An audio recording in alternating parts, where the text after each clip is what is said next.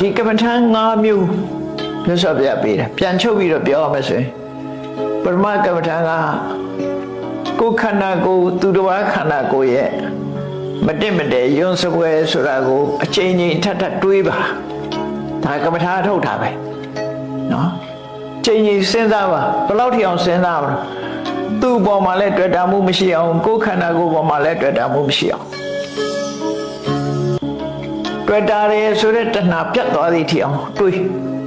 စဉ်းစားအချိန်ချင်းထပ်ထပ်ကြည့်တဘာဝအတိုင်းကြည့်တာကို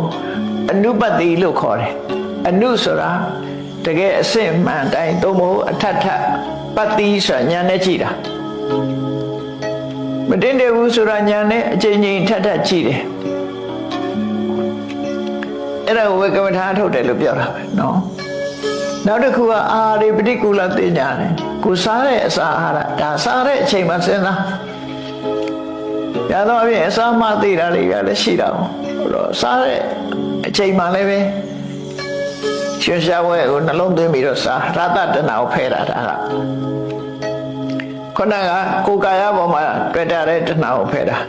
အဲ့တော့တဏှာကလည်းအမျိုးစုံတွေ့တာသူကတဏှာမတွေ့ရရင်တဏှာတွေ့ဟုတ်တယ်မလားတဏှာဆိုတာကပြောင်းသွားတာလေဥပမာတစ်ခုပြောမယ်ကိုကမော်ရမြင့်တဲ့ကာကြီးတစ်စီးဝယ်ထားတာပတ်စံလို့အဲ့ဒီကာကြီးရောင်းလိုက်တယ်ပရမဒီကာကြီးကိုတသနဲ့နေတာအဲ့ချိန်မှာကားမှတစ်ခုဖြစ်မှသူစိုးရင်ရှောင်းထုတ်လိုက်တဲ့အခါကျတော့ကားပေါ်မှာအာလျာပြတ်သွားပြီးတော့ကားရတဲ့ကိုယ်တုပ်ကြီးပေါ်မှာရောက်သွားတယ်တဏှာအဲ့ဒီရောက်သွားတယ်ကိုယ်တုပ်ကြီးပြောင်းမှစိုးသွားတယ်အဲ့ချက်အဲ့ငွေကရွှေဝယ်လိုက်တယ်ဆိုရင်ရွှေပြောင်းမှစိုးသွားပြန်ပြီငွေမရှိတော့အဲ့ကြတော့ရွှေအဲ့ဒီနေ့တစ်ခုဝယ်လိုက်ရင်သူဝယ်သွားရင်ပြောင်းသွားတယ်တွေ့တာမှုသည်ကိုပိုင်တဲ့ဟာတစ်ခုပေါ်မှာပြောင်းသွားတယ်ဟိုပေါ်မှာရှေ့ဟာဒီပေါ်ကပြတ်သွားတယ်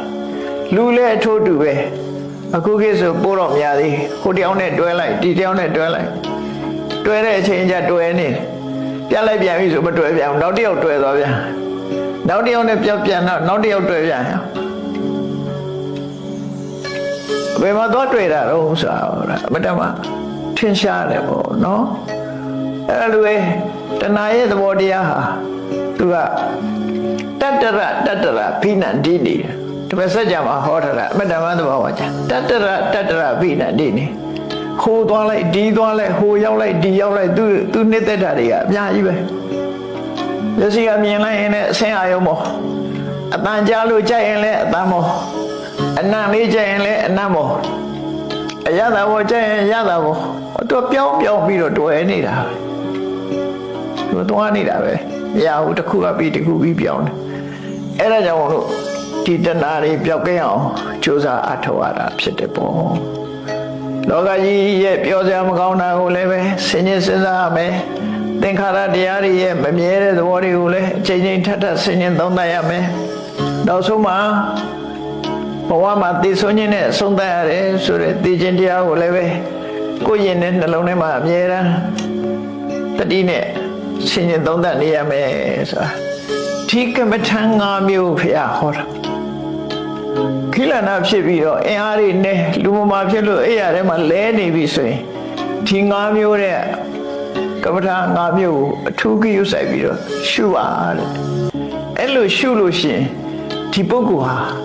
မသေးခင်မှာတယ်မဲ့သူကယဟနာဖြစ်သွားနိုင်ပါတယ်တရားလို့ရသွားနိုင်ပါတယ်မြတ်စွာဘုရားလို့ခေါ်တာနတ်စီရတေဝရတယ်မကြခင်မှာပဲကိလေသာအတော်တွေကင်းကွာတဲ့ယဟနာဖြစ်နိုင်ပါတယ်